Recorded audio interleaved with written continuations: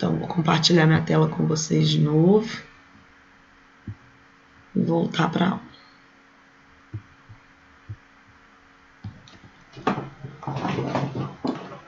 Deixa eu descontar a de casa para de cá. Vocês estão vendo minha tela? Sim. Ótimo. Deixa eu vir para cá. Bom, então aí, ó, essa daqui são as aberturas que a gente tem, né? E as duas principais, então, é essa daqui, que é entre a sutura coronal e a sutura sagital, que a gente chama ela de bregma, e essa outra fontanela aqui, que ela é entre a sutura sagital e a lambdoidea, que a gente chama de lambda. Então, a gente tem duas fontanelas, a fontanela, a bregma e a lambda. E aí, então, aí a gente, né, só mostrando um raio-x, aonde eu consigo visualizar aqui na frente o osso frontal, a bregma, o osso parietal, a lambda e aqui embaixo o osso occipital, ok? Além disso, se a gente lembrar, o encéfalo, e lembrando então que o encéfalo é tudo isso aqui, é dividido em 3 regiões. Quais que são as 3 regiões? Essa aqui de cima primeiro, que é o cérebro, e o cérebro é dividido em telencéfalo, que é o vermelho, e o diencéfalo, que é o verde. Além do cérebro, a gente tem aqui embaixo o tronco encefálico, que é dividido em mesencéfalo de cinza, ponte de amarelo e bulbo de roxo, e o cerebelo sozinho atrás. Então, cérebro, tronco encefálico e cerebelo. Além disso, então, aqui o meu córtex cerebral, ele parece um chicletezinho mascado, né? Então, esse córtex do nosso cérebro, ele acompanha os ossos, os nomes dos ossos que a gente tem na nossa caixa craniana. Então, se eu tô aqui na região, né? Lembrando que o cerebelo é posterior, a medula aqui posterior, então essa aqui é a região anterior. Aqui na frente eu tenho o osso frontal, protegendo o lóbulo frontal. Aqui eu tenho o osso parietal, que está protegendo no fundo o meu lóbulo parietal. Aqui de lado a gente tinha o osso temporal, porque está protegendo o lóbulo temporal. E posteriormente a gente tinha o osso occipital, porque protege o lóbulo occipital. E aí a gente lembra que cada um desses gominhos a gente chama de giros, e cada um desses fundos, né, desses buracos aqui, dessas depressões, desses sulcos, né, a gente chama de sulcos. E aí a gente tem alguns sulcos, todos esses gominhos, né, todos esses giros e esses sulcos têm nomes especiais, têm nomes próprios, a gente não vai ver todos esses nomes, claro, a gente só vai ver os principais, ok? Então, lembrando que aquele que divide o seu lobo frontal do seu lobo parietal é um sulco grande, ele é o maior, ele é mais profundo, e eu chamo ele de sulco central. Além disso, existe um sulco aqui, ó, que ele corta ao meio, né, em parte de cima e parte de baixo. A gente chama esse aqui de sulco lateral, ok? Além disso, a gente tem esse giro aqui, ó, esse sulco, desculpa, que acompanha toda aqui a parte, né, do cíngulo, que a gente chama de sulco do cíngulo, ok? Aí tem alguns outros que são importantes, né, alguns que são também um pouco importantes, e mais importantes ainda são esses aqui que eu coloquei em vermelho. O primeiro deles aqui, então, é o sulco do corpo caloso, que é o sulco, então, né, superior, que acompanha aqui o corpo caloso, está aqui embaixo. Então, esse aqui de cima é o sulco do corpo caloso. Esse aqui de cima é o sulco do cíngulo. E o terceiro a gente já tinha falado, é esse que divide o lóbulo frontal do lóbulo parietal, que é o sulco central.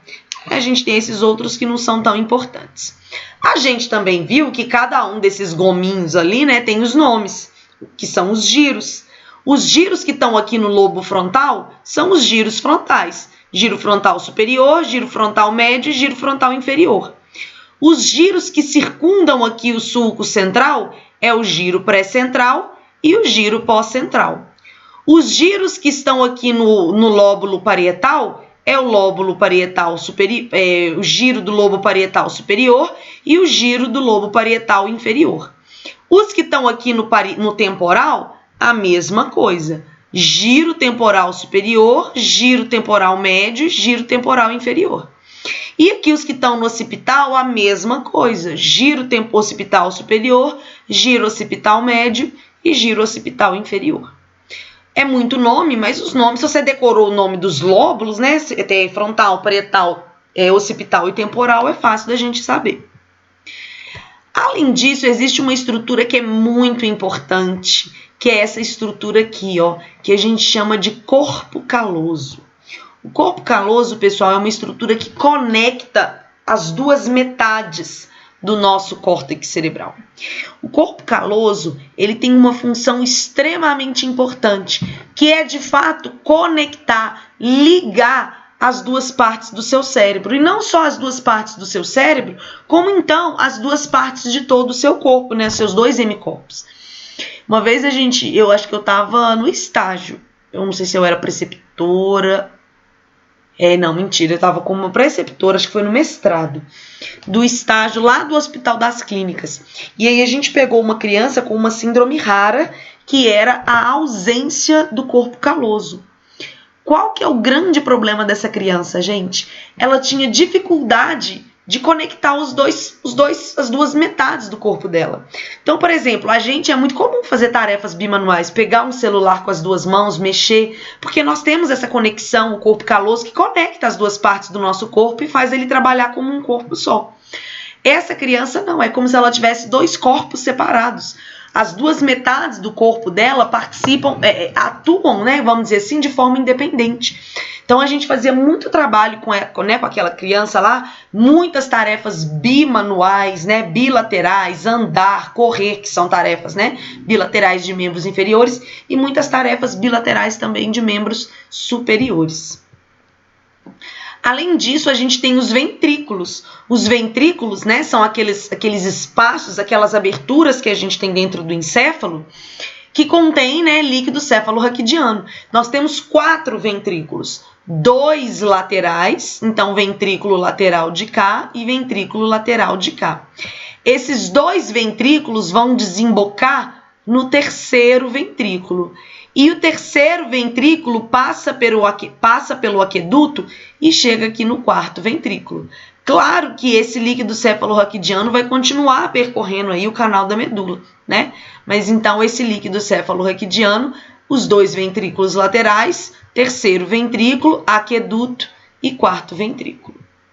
Então ali só mostrando numa visão 3D, né, como que os ventrículos se comportam. Olha lá, ó. Esses 2 vermelhões aqui são os ventrículos laterais. Esse azulzinho aqui de cima, do meio, é o terceiro ventrículo. E esse aqui de baixo é o quarto ventrículo. E o aqueduto aqui no meio, ok? Então, aqui mostrando, né? Falamos do cérebro. Agora, focando no tronco encefálico. Eu tenho aqui o mesencéfalo, a ponte e o bulbo. E aí, claro que depois vai começar a medula. Mas lembrando que a medula é sistema nervoso central inferior. O encéfalo é sistema nervoso central superior. E aqui atrás, né, em evidência aqui, o seu cerebelo. Além disso, é importante a gente lembrar que lá dentro do seu córtex, né, cerebral, nós temos concentrações ali de neurônios, de corpos de neurônios, que a gente chama de núcleos da base. Nós temos vários núcleos da base. O núcleo caudado, o tálamo, o putâmio, o globo pálido, a substância negra, o hipotálamo e o núcleo subtalâmico. Todos esses, então, são núcleos da base. Algumas doenças específicas, né, como, por exemplo, a doença de Parkinson, vão afetar especificamente alguns desses núcleos da base, né, que no caso da doença de Parkinson é a substância negra aqui. Então, eles são responsáveis por diversas funções, enfim. E ali, por último, a vascularização, né? É importante que a gente vai ver também depois algumas angiografias. Então, aqui, ó, né? A vascularização, a gente tem principalmente aqui, né? A artéria basilar, que ela sobe na base mesmo ali do crânio, do osso occipital, por isso que ela chama de artéria basilar. Depois, essa artéria basilar vai se dividir, né, nas cerebrais anterior e posterior, e aí depois elas têm aí, né, as cerebrais médias, A gente vai ter aí a cerebral anterior, que é essa daqui, enfim, né? Onde a gente pode acontecer os AVCs, as aneurismas. Bom, então vamos começar falando dos exames de imagem. Aqui, gente, então, eu tenho ó, um osso, né? Eu tenho uma radiografia dos ossos da face, principalmente. Então, aqui eu tô em evidência, né? Uma visão anterior com o osso frontal. Aqui eu vejo um pedacinho do osso nasal. Vejo que esse indivíduo tem um desvio de septo. Olha como que aqui, né? É bem curvadozinho aqui o septo dele. Aqui eu tenho, então, as maxilas, a mandíbula. Aqui, né? A região orbital, que é onde eu tenho que o globo ocular, né, se encaixa. Eu tenho aqui uma visão lateral, aonde eu consigo então visualizar aqui, ó, o osso frontal, o osso parietal e o osso occipital. As fontanelas não dá para ver aqui direito, mas de novo eu consigo ver aqui maxila, mandíbula, né, o osso temporal aqui embaixo, um pedacinho até da medula. Gente, e o que é isso aqui? São obturações, tá? Obturações no dente do indivíduo que fica desse jeito. E aí agora, então, algumas incidências que a gente consegue ter, né, nas radiografias de crânio. A primeira delas a gente chama de incidência póstero-anterior de Caldwell. Por que ela é uma incidência específica, né? Ela é póstero-anterior, então lembra que o primeiro nome é por onde os raios entram, o último nome é por onde os raios saem. Então, póstero-anterior significa que o raio vai entrar, né, por trás, então esse indivíduo tem que estar deitado de barriga para baixo, de decúbito ventral, e o raio vai atingir, sair pela frente e atingir aqui embaixo, que é onde vai estar a chapa. E aí, então, ela não é completamente póstero-anterior, porque os raios sofrem uma pequena, né, inclinação. Então, eles têm uma inclinação aí de em torno de 30 graus, então não é completamente vertical, não, esses raios descem mais inclinados. Essa daqui é a imagem que aparece pra gente. Parece, né, às vezes que o indivíduo tá com uma maxila muito grandona, porque olha aqui, se a gente olhar, né, olha aqui, fica um pouco mais fino. Nesse indivíduo parece que o rosto dele tá mais gordinho, mas não é que o rosto dele tá mais gordinho, é por causa do posicionamento mesmo dos raios que vão sair ali bem na região da mandíbula mesmo, fazendo ela, né, essa impressão dela ser mais gordinha. Incidência AP axial, ela parece com a de Caldwell, só que ao invés de ser com o indivíduo em decúbito ventral, é com o indivíduo em decúbito dorsal. Então, ela não é uma póstero-anterior, ela é uma antero-posterior. Os raios entram na frente e saem por trás. Olha como é que a base do crânio agora parece que está aumentada, parece que está maior, porque realmente a base do crânio está mais próximo da chapa. E aí é por isso que a imagem parece ser um pouco maior. É a mesma coisa, o raio não é completamente verticalizado, ele é 30 graus inclinado. Então, aqui mostrando, né, algumas estruturas. Eu tenho aqui, então, ó, o vértice do crânio, né, o ápice ali, o ponto mais alto. A sutura sagital aqui, ó, que é aquela sutura que ela, né, atravessa aqui longitudinalmente toda a região mediana da calota craniana. Aqui, gente, eu tenho a sutura lambidoide, desculpa, pode corrigir aqui no slide. Essa aqui é a sutura, não, minto.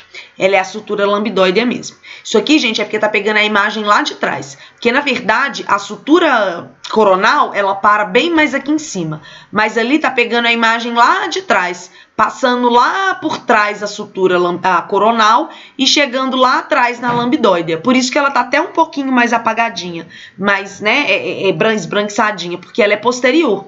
Então, esse aqui eu tô mostrando a lambidoide que fica atrás do crânio, ok? Que é entre o osso parietal e o osso occipital. Aqui mostrando, então, olha aqui, né, os seios da face. A gente lembra que os ossos aqui da região da face, eles são ocos, né?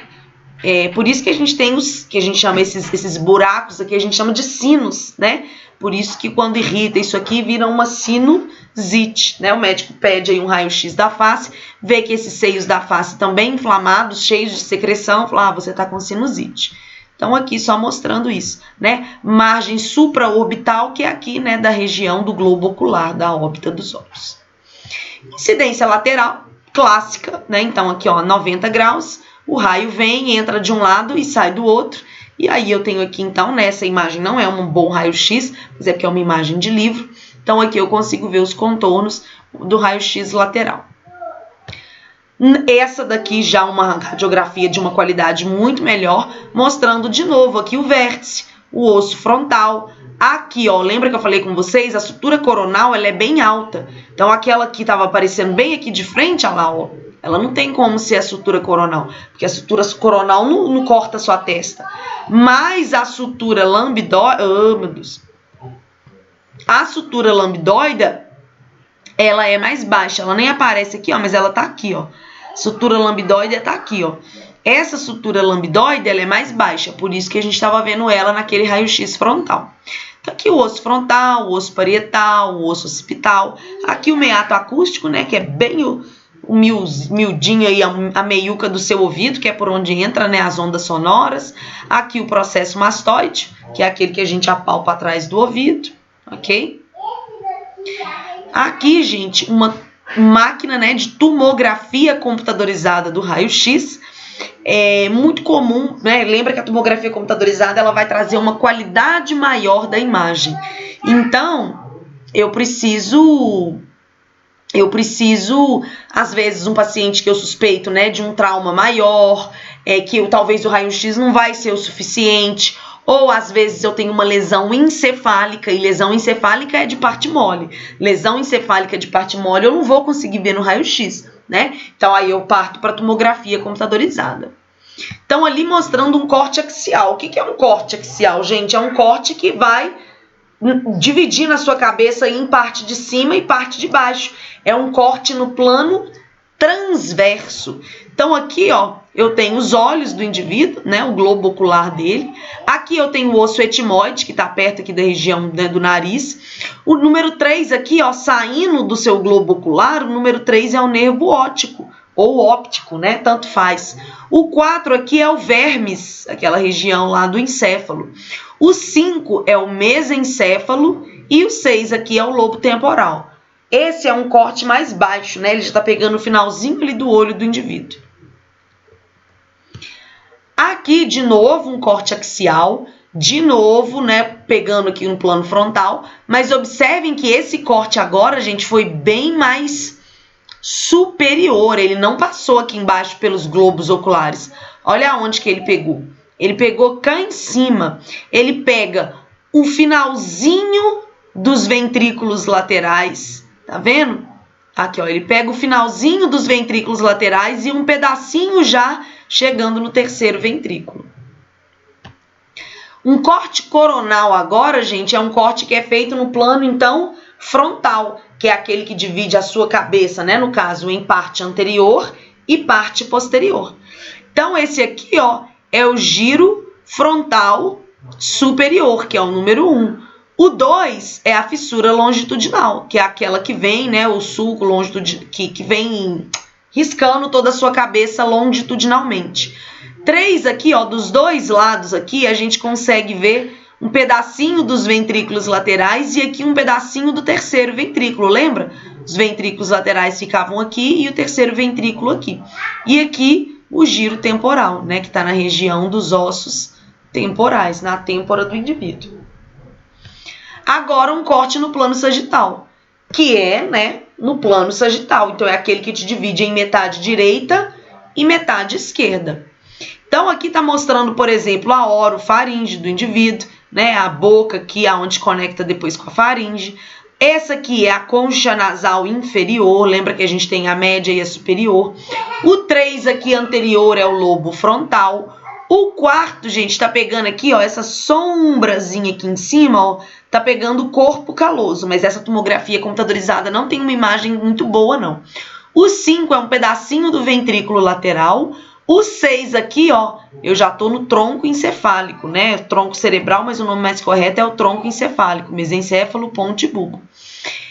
O 8 aqui é o cerebelo, né? Aqui atrás. E aqui o 7, o lobo occipital, ou lóbulo occipital. Olha que legal, né? Essa aqui, então, é uma ressonância magnética. Olha que maravilha.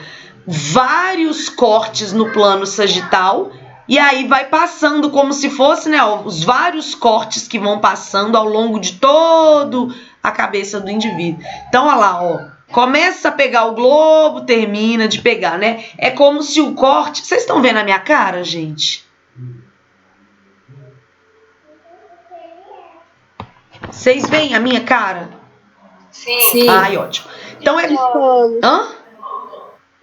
Estão vendo, né? Estamos. Então é como essa ressonância, ela vem fazendo isso aqui, ó. Ela vem fazendo esse corte. Então ela começa lateral, chega no olho, né? E vai e sai. Tá vendo? Aí, ó, acabou. Então ela pega o primeiro olho, pega o segundo olho, né? Ela vai passando e transitando. Então a gente vê aqui, ó, o globo ocular, olha o cerebelo aqui atrás, né? Olha lá, pequenininho, olha lá, sumiu, ó. Grandão, grandão, maravilhoso, chegou no meio, vai subindo de novo. Ok? Aqui eu consigo ver, né, o tronco encefálico, aqui, ó, o tronco encefálico. Aqui em cima eu vejo o mesencéfalo, olha lá, o mesencéfalo e diencéfalo, olha o corpo caloso ali, ó. Passa rápido, né? Mas olha o corpo caloso, olha ele aqui, ó, pretinho, né, esse C invertido. Então a ressonância magnética, ela vai trazer uma riqueza. Olha que cerebelo maravilhoso, né? Eu consigo ver toda a árvore cerebelar. Então realmente traz uma definição muito melhor das imagens, né? E eu consigo visualizar muito melhor as lesões nos indivíduos.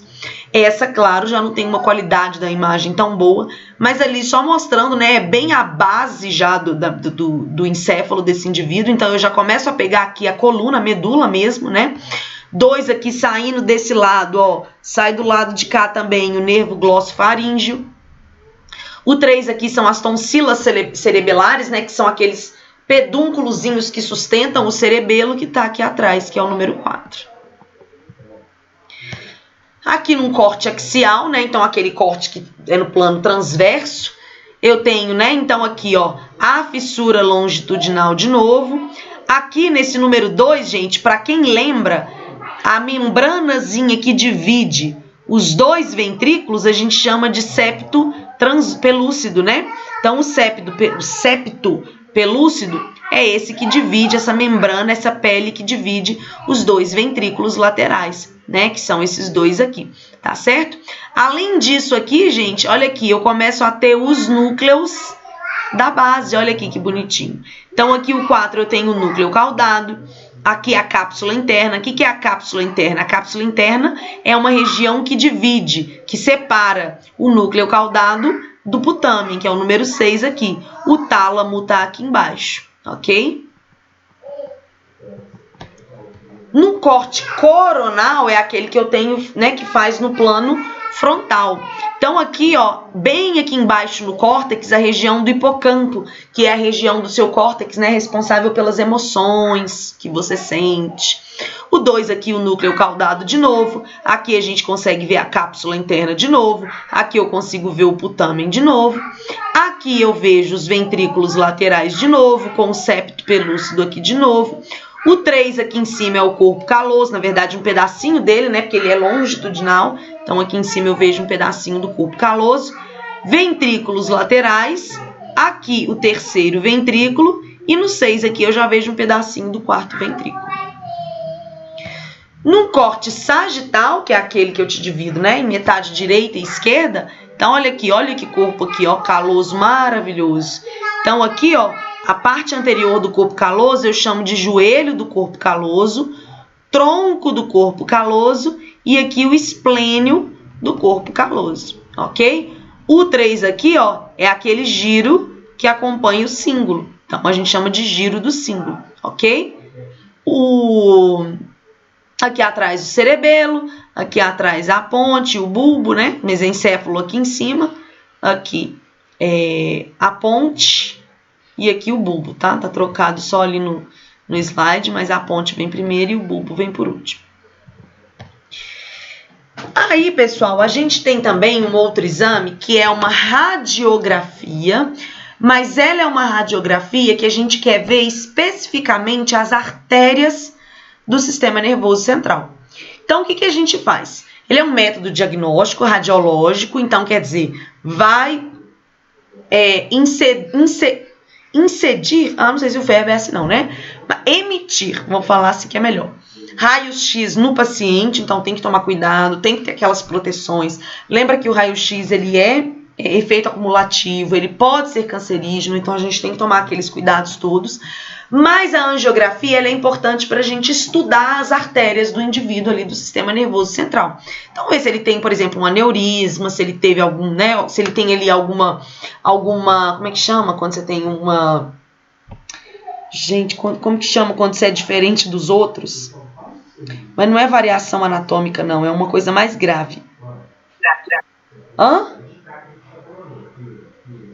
É porque variação anatômica é quando é diferente, mas não te traz problema nenhum a função. Eu esqueci o nome. Fala aí pra mim, gente. É uma anomalia. Quando você tem alguma anomalia, né, genética, alguma coisa, ok? E aí, para isso, se você só tirar raio-x vê tecido mole? Não vê. Então, você não veria através de um raio-x as artérias, porque a artéria é tecido mole. Então, para isso, o indivíduo precisa ele precisa injetar nos vasos um contraste. Esse contraste, ele é radiopaco. O que é ser radiopaco? Ele não deixa o raio-x atravessar. Se ele não deixa o raio-x atravessar, vai ficar tudo branco. E aí vai aparecer direitinho o desenho das artérias no raio-x. Então, esse indivíduo é injetado, né, no interior das artérias o contraste. E aí o que acontece? Eu tô vendo lá o contraste naquele caminho. Se tiver alguma obstrução, e a gente vai ver daqui a pouco um exame de imagem mostrando isso, a gente vai parar de ver o caminho daquela artéria. De repente some a artéria dali para frente. Se some a artéria dali para frente, significa que tem uma obstrução. Significa que o contraste não tá passando, ok? Então aqui mostrando, olha lá que lindo, né? Uma angiografia, olha que maravilhoso. Aqui bonitinho, com todo o emaranhado aqui dos vasos, né, encefálicos do indivíduo. Aqui muito bonitinho. Esse exame desse indivíduo aqui não tem nada que chama a atenção, né? Não tem nada de anormal, seria, né, um indivíduo saudável. Agora nós vamos ver então alguns problemas, algumas imagens com fraturas, né? Então, por exemplo, aqui, olha aqui, né, gente, fratura do osso occipital, da base do crânio, ó. Então, aqui uma fratura na base do crânio, não só na base, ele tem aqui também em cima, aqui ó, no parietal, ele também tem fratura aqui. Esse aqui tem uma fratura em toda a base aqui, esse já não tem fraturas mais em cima. O AVC, pessoal, ele também, eu não vou ficar, né, entrando em detalhes, porque a gente já teve neuro, a gente já viu isso, mas o AVC, ele também é diagnosticado através dos exames de imagem, principalmente na tomografia ou na ressonância magnética, porque a gente precisa ver tecido mole, a gente quer ver se teve hemorragia, se teve isquemia, então a gente quer ver o encéfalo. Então a gente precisa de exames de imagem com uma definição maior. Lembrando que o AVC pode ser hemorrágico, né? Quando eu tenho ruptura do vaso e aí extravasa o sangue, ou isquêmico, que é quando eu tenho a obstrução do vaso e aí para de passar sangue e aí eu vou ter uma morte por necrose, né? Por hipóxia. Então, olha só, gente, mostrando aqui para vocês, olha só, aqui era um encéfalo, né, um cérebro, vou falar cérebro porque tá na parte superior, então aqui é o cérebro, normal, mas olha essa mancha enorme aqui. E essa mancha enorme aqui nos mostra um AVC. Aqui é a mesma coisa, esse ele é ainda maior, gente, olha como que esse AVC aqui pegou o ventrículo e empurrou ele, olha aqui. Né? Tá esmagando o ventrículo desse lado. Esse AVC aqui é um AVC enorme. Esse aqui é um AVC gigante. É um AVC, né, estrondoroso. E aí é importante a gente, né, tentar identificar quando é um AVC isquêmico e quando é um AVC hemorrágico. Para a gente identificar isso, né, a gente está aqui com as ressonâncias magnéticas. Para a gente identificar isso, gente, vocês lembram que na ressonância magnética, líquido pode ficar azul ou líquido pode ficar branco, depende da ponderação que foi utilizada na ressonância magnética. Então, para isso, gente, o que a gente vai fazer? Quando a gente quer saber se é um AVC isquêmico ou hemorrágico, eu vou olhar para os ventrículos. Ventrículo não é preenchido por líquido? Sangue também não é líquido? Então, o líquido cefalorraquidiano e sangue, ambos vão ficar com colorações parecidas. Não vai ficar idêntico, porque a densidade do líquido cefalorraquidiano é menor que o sangue. O sangue ele tem uma densidade um pouco maior, né? Ele não é tão líquido como é o líquido cefalorraquidiano. O líquido cefalorraquidiano ele é uma água quase mesmo, né? O sangue não é tão aquoso assim. Mas ambos, né, têm um aspecto mais líquido do que, né, sólido, pastoso, enfim.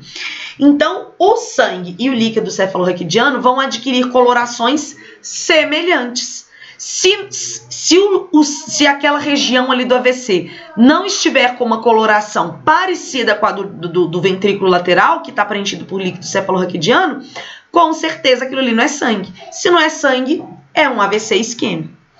Então, por exemplo, eu tenho aqui, ó, uma ressonância magnética, tá certo? Nessa ressonância magnética aqui, peraí, deixa eu só ver um negócio aqui.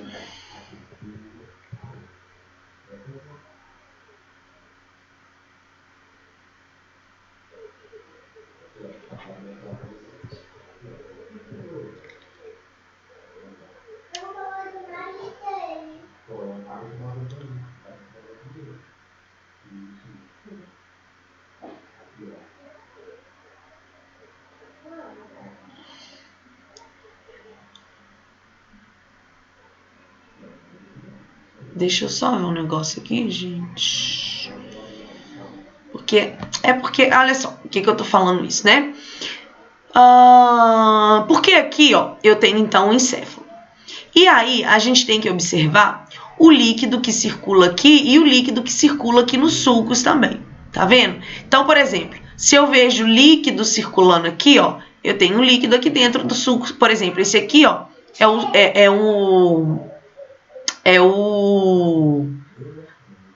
esse aqui, por exemplo, é o sulco coronal, porque lembra, eu tenho os dois córtex. Eu tenho aqui o sulco central, tenho aqui o sulco lateral e esse daqui todo que é o longitudinal. Ele não apareceu nas imagens porque eu mostrei para vocês só o encéfalo de lado. Aí aqui a gente vê o central e vê o lateral. Mas esse grandão aqui, ó, é o que também ajuda, né, o que divide os dois hemisférios. E entre isso tudo aqui circula líquido cefalorraquidiano. Então, por exemplo, se o líquido aqui, né, ficou bem branquinho, e olha aqui, ó, o líquido tá circulando aqui branquinho, tá circulando aqui atrás branquinho, e aqui também está esbranquiçado, isso significa que eu tenho um AVC hemorrágico. Mas o problema é que essa outra imagem aqui não está ajudando muito, né? Porque observem que aqui, esse branco aqui não é líquido cefalorraquidiano. Isso aqui, gente, não é líquido, tá? Isso aqui em volta é a calota craniana, é osso, ok? Eu tô falando dessa entradinha aqui, dessa entradinha aqui. Mas o problema é que esse aqui não dá pra gente ver direito, né? Pra vocês identificarem que é um isquêmico. Mas no final dessa aula vai ter uns slides para vocês, né? Que eu dava na aula presencial, das pessoas adivinharem qual é o diagnóstico. E aí vai ter uns exames de imagem melhor, porque isso aqui é imagem de livro e às vezes fica ruim. Mas eu peguei imagens, né, de exames reais. No final da aula vocês vão ver umas imagens de ressonância magnética melhor para identificar AVC. E aí, gente, o problema do AVC é que às vezes quando o indivíduo chega, acabou de começar a ter os sintomas, e ele chega e faz o exame, se vocês observarem aqui, olha o tamanho dessa lesão 2 horas depois do AVC. Agora olha o tamanho que a lesão já está quase 7 horas depois do AVC. A lesão aumentou, né? Tá nítido aqui que a lesão aumentou. Aí, gente, só observa, olha aqui o líquido dentro do ventrículo, tá vendo? O líquido dentro do ventrículo tá esbranquiçado. Se aqui também tá esbranquiçado, ó, é porque é um AVC hemorrágico, né? Líquido e líquido, AVC hemorrágico. O que aconteceu com essa pessoa aqui, então? O que acontece é que o sangue tá extravasando, né? Então, 2 horas depois que ele teve o AVC, olha a lesão aqui, ó. 7 horas depois, ainda estava com uma hemorragia. Às vezes, o que acontece, pode acontecer, o indivíduo chega no hospital com todos os sintomas de AVC. Faz o exame de imagem e não aparece nada. O médico, óbvio, né? As pessoas já sabem disso. Olha, mas ele tá com todos os sintomas. Espera algumas horas para repetir o exame. Porque às vezes a lesão ainda tá pequenininha. E aí a gente não conseguiu ainda aparecer no exame de imagem. Não conseguiu ver ainda. Depois que passa algumas horas, mesmo se for um AVC isquêmico, a região de isquemia também vai aumentando. Então, a gente espera um tempinho, né, para depois. A gente não, porque eu não sou médico, né? Mas o socorrista vai esperar um tempo, o médico, né, do plantonista lá, do pronto atendimento, vai esperar um tempo, se ele não conseguiu ver nada naquele exame. Principalmente pessoas que são socorridas muito rápida, né? Nos primeiros sinais e sintomas já é socorrida, já é levada para o hospital. Óbvio que aquele indivíduo que às vezes demorou 6, 8 horas para ir para um hospital para ser socorrido, isso não vai acontecer. Além disso, nós temos também, a gente viu isso aí, também não vou ficar entrando em detalhes, né, que a gente viu isso lá em neuro, mas a gente tem a doença de Alzheimer, que é uma doença neurológica progressiva, crônico-degenerativa, e que ela forma, né, aquelas placas beta-amiloides. Então, eu tenho ali, né, a minha molécula de proteína, ela é quebrada pelas enzimas, e essa tanto de enzima quebrada forma aquelas placas que a gente chama de placas beta-amiloides. Essas placas beta-amiloides, ou chamadas também de placas senis, são aglomerados que aparecem tanto no exame histológico, como vão aparecer também no exame de imagem.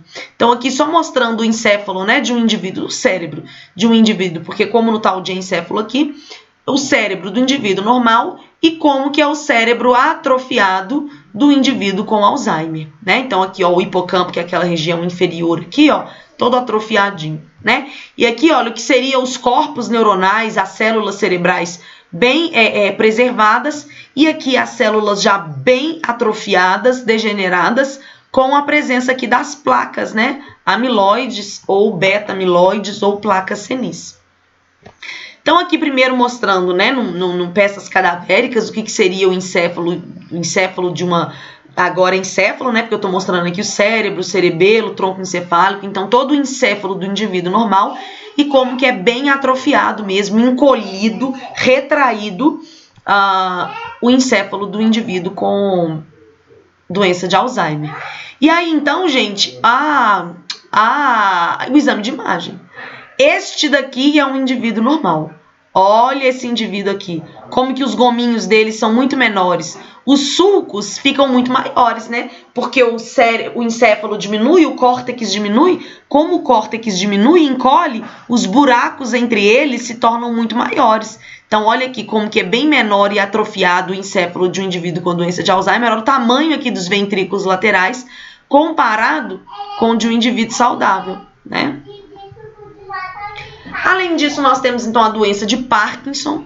A doença de Parkinson é aquela que a gente já viu, né? A degeneração dos neurônios lá dopaminérgicos, que produzem a dopamina, que é um neurotransmissor, lá na substância negra e no putamen do sistema nervoso central, né? Que são os núcleos da base. Então, a gente tem lá os núcleos da base. Aqui mostrando, então, né, a orelhinha do Mickey, que é o que a gente via isso, e esse tem um slide igual na aula de neuro. O indivíduo normal, a substância negra bem negra, né? E aí aqui no indivíduo com doença de Parkinson, como que o putamen e a substância negra já esbranquiçaram. Por quê? Porque a dopamina está em falta aqui. E aí ela faz isso, né? Desculpa, aqui, ok? Então aqui, olha lá, ó, some aquela divisãozinha, ok? A orelhinha, a divisão aqui, ó, bonitinha, ela some. Vira uma grande massa aqui, né? Enegrecida. Esclerose múltipla. Esclerose múltipla também, doença neurodegenerativa crônica, que é o que mesmo? Que é a destruição da bainha de mielina, né? A bainha de mielina que é aquela responsável pelo aumentar a velocidade do impulso nervoso. Então, se eu tenho a degeneração da bainha de mielina, o impulso nervoso passa mais devagar. Se ele passa mais devagar, a resposta motora do indivíduo também fica mais lentificada. A esclerose múltipla, ela também produz aquelas placas, né? As placas escleróticas. E elas aparecem, pessoal, olha aqui, ó, nitidamente, né? Numa ressonância magnética, mostrando aqui para vocês, olha lá, ó, o tanto de placas escleróticas, evidenciando, então, esse indivíduo, né, com a esclerose múltipla. Ali mostrando, olha aqui, ó, esse aqui dos dois hemisférios, né? Já mostrando bastante placas escleróticas. Hidrocefalia, que é o acúmulo de líquido céfalo-raquidiano dentro dos ventrículos, né?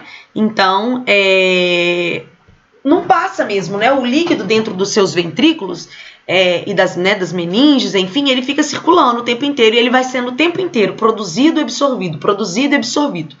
Quando esse indivíduo tem um desequilíbrio, né, entre a produção e a absorção, ou seja, ele produz mais do que ele absorve, ou ele absorve menos do que ele produz, qualquer uma das situações gera um desequilíbrio e ele vai ter um acúmulo, então. Então, olha lá aqui o indivíduo normal, com os ventrículos em tamanho normal, e aqui o indivíduo, né, uma criança com os ventrículos hipertrofiados, porque eles estão cheios de líquido céfalo-raquidiano.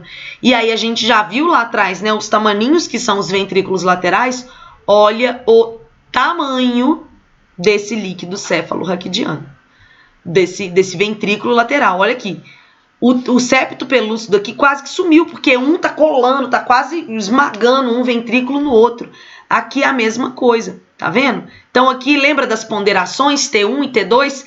Aqui, ó, foi uma ponderação que deixou o líquido que deixou o líquido branco. Tanto deixou o líquido branco que aqui também eu tenho, ó lá, o suco entre os líquidos é todo branco. Por outro lado, aqui na segunda ponderação, o líquido ficou preto, ó lá. Então aqui, ó, os líquidos que preenchem os sucos estão pretos, ok? Lembrando que esse branco aqui em volta é osso, por isso que fica bem branquinho. De novo ali mostrando, né, lá, olha o ventrículo totalmente enorme. Agora esse aqui, gente, esse aqui é um caso absurdo mesmo, né? Olha, os ventrículos estão ocupando quase que o córtex inteiro desse indivíduo, olha lá. Isso aqui é um indivíduo com uma hidrocefalia gravíssima, tá certo? Aqui de novo, né, mais casos aqui de hidrocefalia. Aqui de novo uma ponderação, né, que deixou o líquido preto, olha lá. Líquido entre os giros, né, tudo preto entre os giros, que são os sulcos. Já essa ponderação aqui deixou o líquido branco, olha lá, ó. O líquido circundando todos, aqui branco. Aqui, gente, uma isquemia. Olha aqui, se observem que o contraste passa aqui nas artérias, ó, ele passa livre e feliz, ó, papapá, papapá, papapá, papapá. Quando chega aqui, ó, cadê? Cadê o resto da artéria? Aqui, ó, provavelmente teve uma obstrução e aqui agora esse tecido tá morrendo, porque não tá chegando sangue aqui nessa região. Olha aqui, ó. Olha como que já morreu tudo aqui, né? Aqui, então, mostrando como que, né, através da angiografia, e aqui mostrando através da tomografia, ok? Aí, de novo, olha lá, ó. Olha aqui uma obstrução aqui. Essa aqui é uma obstrução menor.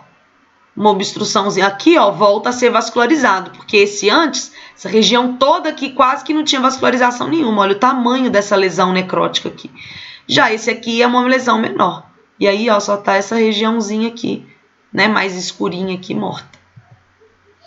Aneurisma, né? Aneurisma, a gente falou sobre isso, é aquele saquinho, é quando uma artéria forma como se fosse uma bolsinha de sangue e a parede dessa bolsinha é mais fina, ela é mais rompível, né? Então, aqui mostrando aqui, ó, artéria basilar, as posteriores, as médias, as anteriores, olha aqui, tudo perfeitinho. Aqui, a presença de um aneurisma, de uma bolsinha, de um saquinho de sangue que pode se romper a qualquer hora, aqui é a mesma coisa, né? Pode se romper a qualquer hora, gerando um aneurisma nesse indivíduo. Olha aqui, gente.